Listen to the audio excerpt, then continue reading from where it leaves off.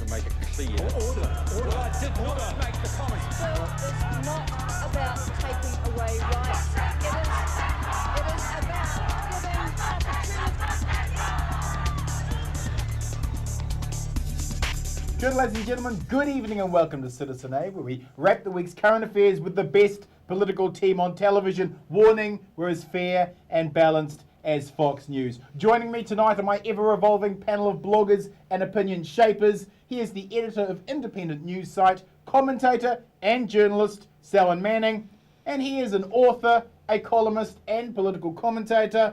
Proof the revolution will be televised, blogger Chris Trotter. Welcome to you both. Coming up tonight, issue 1, should we be concerned with John Key's new GCSB laws? Issue 2, is Wellington dying and who will lead Auckland? And issue 3 tonight, Aaron Gilmore, who cares? Plus, we'll end the show on a final word, but let's kick things off tonight with issue 1. John Key has chosen to punish the GCSB illegally spying on 85 New Zealanders over the last decade by making such surveillance totally legal. What are the ramifications of allowing deeply personal information to be available to the Department of Prime Minister and Cabinet, the Officials Committee for Domestic and External Security Coordination, the National Assessments Bureau, the Security and Risk Group, the Intelligence Coordination Group, the National Cyber Policy Office, and even corporations who will claim protest action may damage their economic well-being? So the GCSB was set up to exclusively spy on foreign intelligence networks. By radically refocusing it upon economic well-being, are we seeing a recipe for human rights abuse? Oh, absolutely, on every corner. The potential of misuse of this, even beyond what this legislation is presenting, is a major problem. On this issue, it would be great to have more of Geoffrey Palmer speaking about what the true intent of that law was when the GCSB was set up during the time when he was a cabinet minister in the Longy-led government and after that. With the GCSB aspects here, and I noted that you included the word commercial in your introduction there, that is one aspect where the mainstream media just has not gone in this legislation that John Key and his people have put before the Parliament that was passed its first reading last night and gone to a committee. It suggests in that particular bill, that the GCSB should be in some sort of relationship with corporations, with multinationals, with New Zealand companies, where they feel that they may actually have a risk of having their own data, their own privacy and their own wealth tampered with by others. Now, it seems to me that the government is setting up the GCSB potentially to be some sort of commercial service operation. Right. Is it looking at perhaps, Margaret Thatcher has passed away, perhaps some of the boffins in the beehive have thought, well, let's look at what Thatcher did to the Ministry of Defence in the UK during her reign, where she commercialised a particular wing of the Ministry of Defence so it could trade and sell landmines, cluster bombs, etc., etc. I'm not suggesting the GSB is going to go out and trying to rub out human beings here, but there's a commercial aspect in this legislation that the mainstream should wake up to and have a look and see what the consequences are. Is it a little farcical that the Prime Minister is almost wanting to turn the GCSB into a public-private partnership? Well, he's true to his convictions, isn't he? Chris, why is this being rammed through Parliament under urgency? And are the criminal penalties for GCSB staff speaking out about what they are spying on being lifted? Are they concerns? Well, I think this is all of a piece with neoliberalism's comeback after the global financial crisis. Many of us thought that crisis would really have put a dent in the whole dominant thought system, particularly in the English-speaking world, but it hasn't. What we've seen, not just here, but all over the English-speaking world, is a doubling down, and this is part of that in our own context. The great fear in America and Great Britain, and now trickling down to Australia and New Zealand, is that intellectual property will be placed at risk. That's what was behind the Kim.com operation. That's what is behind this legislation. Selwyn's quite right. What this is about is protecting corporations, protecting their intellectual property, protecting their reputations, protecting their markets, protecting them full stop. And the really terrifying aspect to all this is that the vast echelon network, which was originally designed to protect the free world from the communist menace, all of that, all of those technological fixes that they've come up with over 20, 30 years is now being turned against a domestic population. The state will soon have the power to know everything about everything.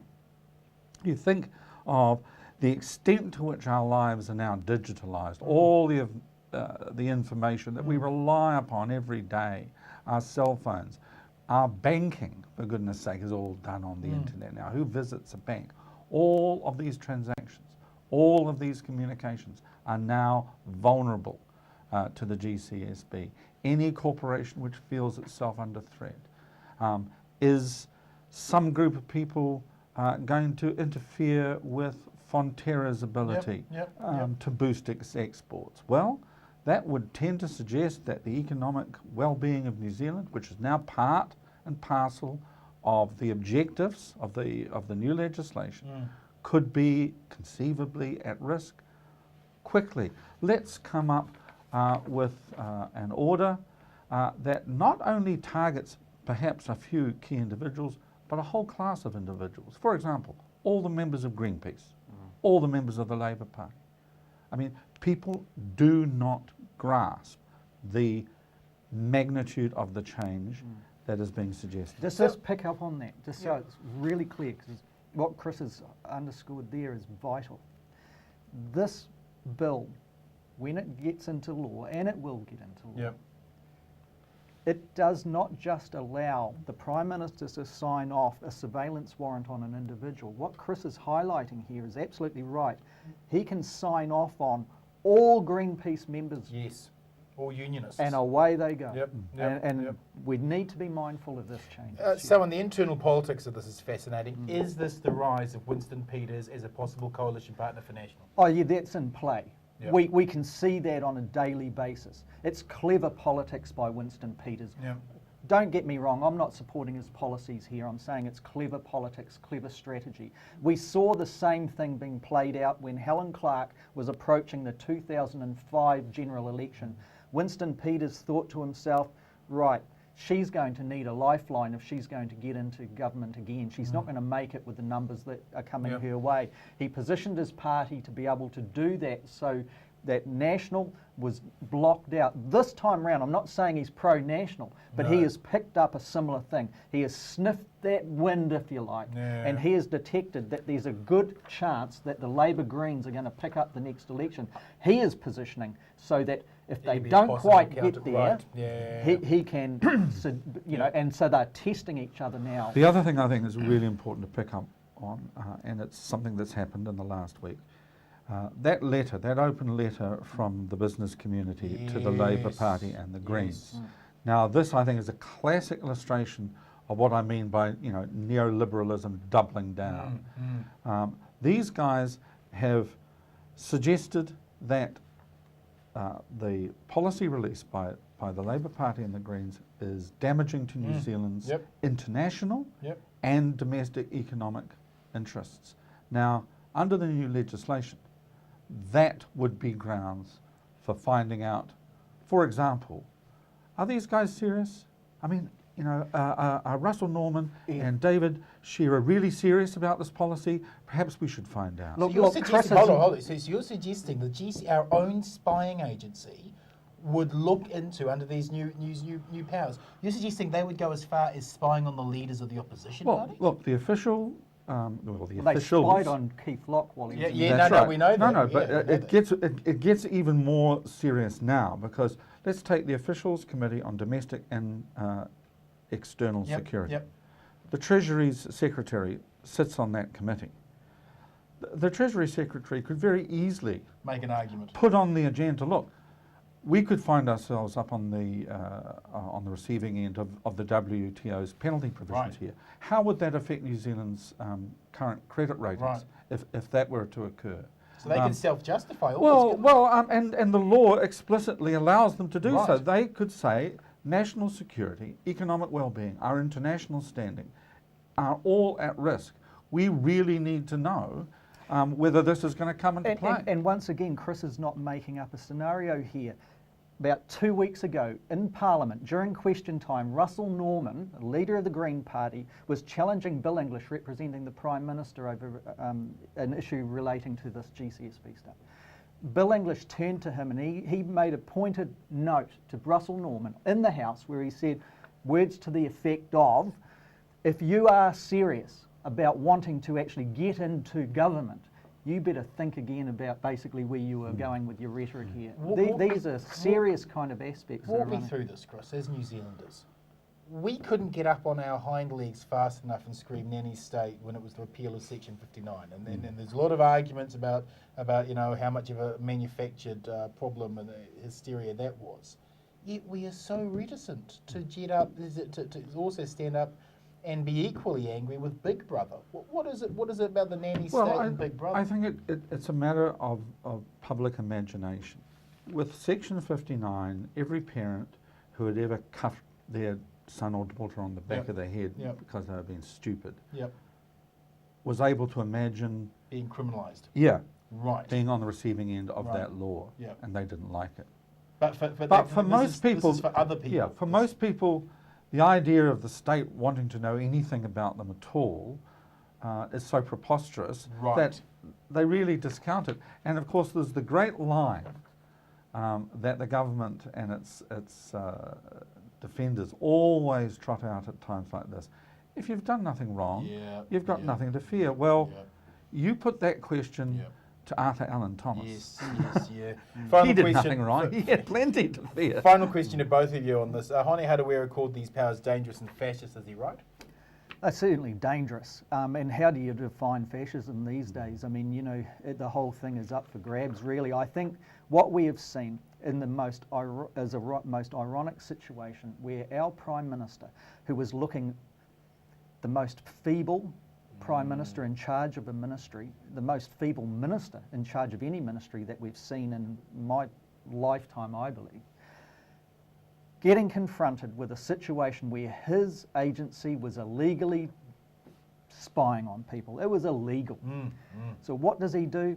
He does the most ironic twist and says, we'll make it legal, but what we're going to do is we're not going to just actually make that legal, we're going to go the full hog here and run down the road with it. Is it dangerous? Is it fascist? It's worse than fascist in as much as it is totalitarian. In a commercial way. And it's a totalitarianism of a particular kind, because the totalitarianism of the 21st century isn't that of Nazis or communists. It's of this increasingly creepy relationship between states and large businesses. And that is what this legislation arms big business with, a state that will tell them anything it wants to know. Thank you, panel. Moving on with issue 2, the Prime Minister had comments he made at a meeting with the well-to-do on the North Shore of Auckland regarding Wellington dying, made public this week, while the Auckland Mayoralty heated up with the inclusion of a millionaire restaurateur.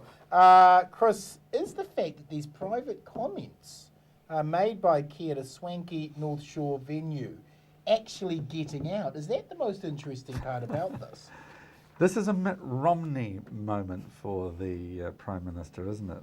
You'll recall Mitt Romney saying all sorts of things about half of his fellow citizens and their predilections for voting Republican or Democratic. Because this shouldn't have got out, should it? And yes, he was sprung, and the Prime Minister has been sprung as well. I do not understand why Prime Ministers do not work on the maxim that everything they say outside the four walls of their home is likely to become public knowledge. And frankly, I wouldn't even trust the four walls of... Not under this law. He's got 2 teenage kids with cell phones, you know. Say no more. Selwyn, is Wellington dying? And if it is dying, isn't it because he's coming Yeah, back to public you service? stole my line. Once again, John Key playing the irony, you know? Yeah, I mean, imagine if you're a public servant in Wellington and you've been chucked out of your job, you're in good numbers and good company because all your mates are as well. Yeah, They're sitting there, they can't afford their mortgage, they can't afford this and they can't afford that, and they're thinking, where the hell are we going to go? Oh, the corporations have been moving out of Wellington. Yeah, well, that's been happening for decades. If Wellington is dying by John Key's definition, it is because of his government's slashing and burning of all of those public servants who once dedicated their professional lives to giving independent good advice to the government. The government now gets that through commercial. It'll appoint a board that it appoints to get the right answers that it wants when they send their posses out to develop policy. The problem here is, again, John Key. It isn't Auckland stating its the great be-all and end-all. And I think that's where the television media, the mass media down there in Wellington, seduced the Wellingtonians by large numbers to think it was Auckland saying this type of thing. Right. It was our Prime Minister, Wellington's Prime Minister. If they don't like the message, do something about it next year. To both of you now, let's rate the Auckland mayoralty chances. Minto, Brown, Williamson and Polino, what are your thoughts? Oh, you would still have to put most of your money on Len Brown, I think, at this stage in the proceedings. If Maurice Williamson throws his hat into the ring, that will complicate things considerably for Len. One thing that Maurice Williamson is extremely good at is debating. He is a very forceful debater, and we saw that, of course. You know, he's now internationally famous for his debating skills in relation to marriage equality. But that was just a small sample of how good Maurice actually is with words. You'll notice that while everyone else read their speeches during that marriage equality debate, he was old school. He just rattled it off, no notes. So he's more than a match for Len in that regard. If Len manages to hold on to the electoral coalition that he threw together 3 years ago, I would say that he's still, pretty safe. But once again, if there are debates, televised debates between those two, I think Len could be in some trouble. There could be a surge towards Maurice Williamson. With John, I think there's a huge opportunity here for Mana to make its mark. I think John needs to go out with bold ideas that are relevant to people living in Auckland. I think he needs to look very carefully at the Auckland Unitary Plan, because I think that the public disquiet around that plan is real and very widespread. A skillful politician who is able to enlist what is mostly, articulate middle-class people at the moment into a cause at the front of which he placed himself, could make some serious inroads into the centre-left vote.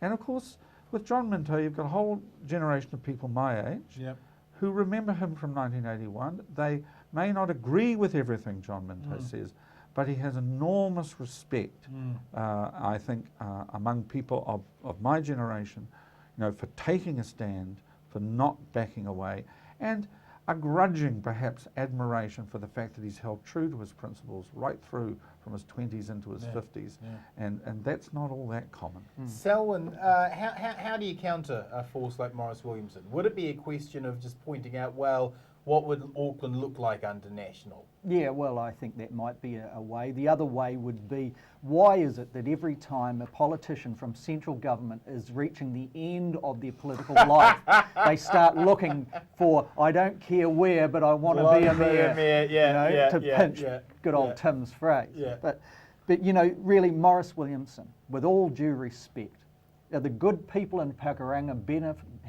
are they better off now? After all of those years that he's represented them, do Aucklanders really think that they're going to be better off if they go and vote for him as mayor?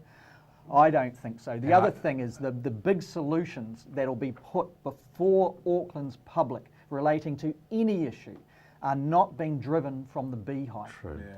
Thank you, panel. Moving on with issue 3 tonight, the Aaron Gilmore fiasco. Does it matter, or is it a chance for the PM to look tough when he's pushing through controversial legislation and needs a distraction? Selwyn, they've run out of beneficiary bashing legislation, obviously, Yes. for distraction purposes. Is this national eating one of their own young for political capital? Well, if they don't, they should. Yeah. I think what it does do is it highlights just how thin, once you get down that list in National Party, on who you've actually got. You know, if it was Not much you depth, is or it? if it was I who was actually, you know, doing what this guy is admitted to doing, you know, you'd be thinking, really, should we be sitting on this program talking to the good public on Face TV? Yeah. And you know, this is a guy that's sitting there cumulatively putting his name to a vote that the National Party is doing in the Parliament, etc., etc. He should be nowhere near Parliament. Yeah. You know, go home, have a sleep for quite a long time, Yeah. and try and reconnect to humanity in some way, perhaps. you know. Chris, Matthew Hooton, David Fry and Cameron Slater have all had the chance to march up Mount Righteous and proclaim how such boorish behaviour should be punished. A public flogging for Aaron has been politically cathartic for the entire right wing, hasn't it?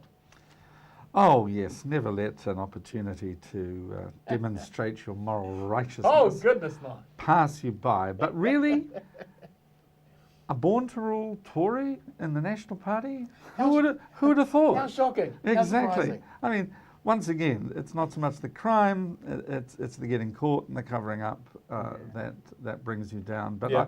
I think the young chap responsible for the civilian put his finger on it Yes. when he wrote the story. Mainstream media breathes huge sigh of relief as one bullshit story is replaced by another.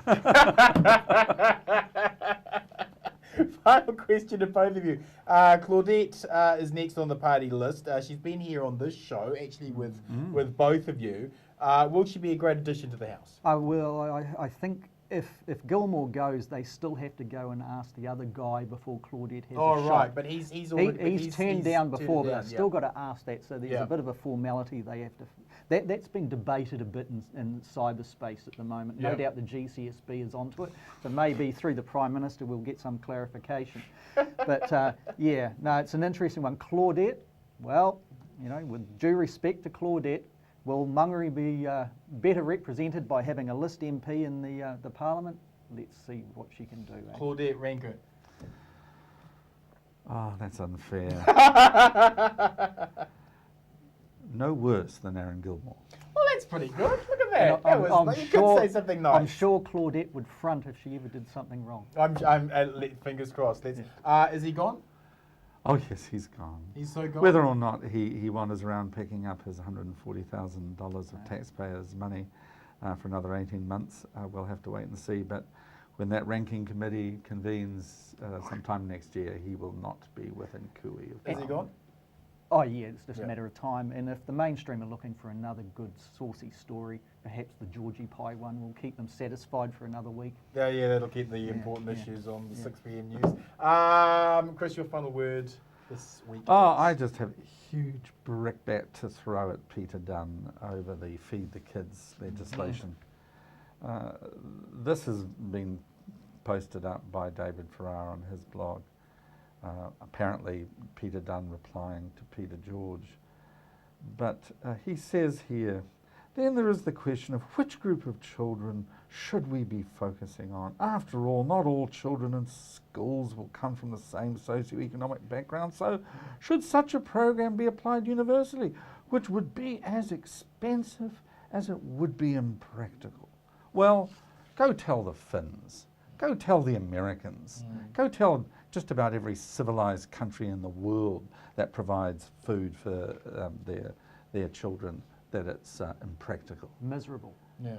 Yeah, it's not worthy of the man, frankly. He'll go down in history as the guy who killed off the Feed the Well, if Kids it comes bill. down to one vote, yeah, he will. So, on your final word this week? Yeah, well, you know, it's coming up to budget time. And Bill English is obviously sowing into the public accord how great the economy is going. There's announcements today that unemployment has dropped unsurprising considering they've been kicking people off the unemployment benefit left, right and centre. It'll be interesting to see where they've gone to. Oh, the Christchurch rebuild, apparently. Yeah, apparently. Keep your But fingers crossed for another from- natural disaster. from an That's your employment policy, right? That's your employment From policy. an economic point of view, what we have seen is the national government debt climbing. From 2008, it was at $10 billion. It's in the Herald if people want to check that out. And it has increased under Bill English's reign as finance minister to $58 billion now, from $10 billion to $58 billion. If you look at the current account deficit, the government is nowhere around trying to actually resolve the underlying causes of our current account deficit. And we could go into those for a whole program. That is now running at 72% of GDP. The current account deficit is now $150 billion, according to the New Zealand Herald's figures this morning. So the mythology that National are cutting back and making sure we have less to spend, that's only really being aimed at a certain group of society. There seems to be a lot of corporate welfare going on. Well, maybe. But what this government has done is it's elected to maintain a certain amount of its fiscal policy has been maintained to distribute a certain amount of spending in particular areas. To do that, it has been borrowing left, right and centre. And borrowing at volumes that we've never seen before. At the same time, it stifles the opportunity of exporters, of businesses that are manufacturing, those in the regions that need professional regional development to actually reach their potentials. The government is nowhere near being there that could stimulate an export-led economy reply to the problems we've got. Bill English, during question time, I think the responses from the House, from the leaders of the various parties, will underscore some of these issues. This government is failing big time on the economy and it's trying to make out that it's winning. Thank you, Selwyn. Thank you, Chris. Ladies and gentlemen, to my final word, to be blunt, I don't care about Aaron Gilmore or the clamour for him to resign. That the National Party selected a rich, spoilt, arrogant prick as a candidate doesn't interest me or surprise me in the least. I am, however, incandescent with rage over the fact that since 2007, the average wage has dropped $107 per week, unemployment jumped from 3.9% to 7.3%, and that 25% of New Zealand children live in poverty. We have spent far too much time focused on a waste of political foreskin like Gilmore, while the government ran through legislation that casually takes one large goose step towards being a police state. If you like tonight's show, please join our Citizen A Facebook site and connect with other like-minded news citizens, and follow me on my Citizen Twitter, Bomber, Twitter and Facebook page. Thanks for watching, whānau. Good night, Aotearoa.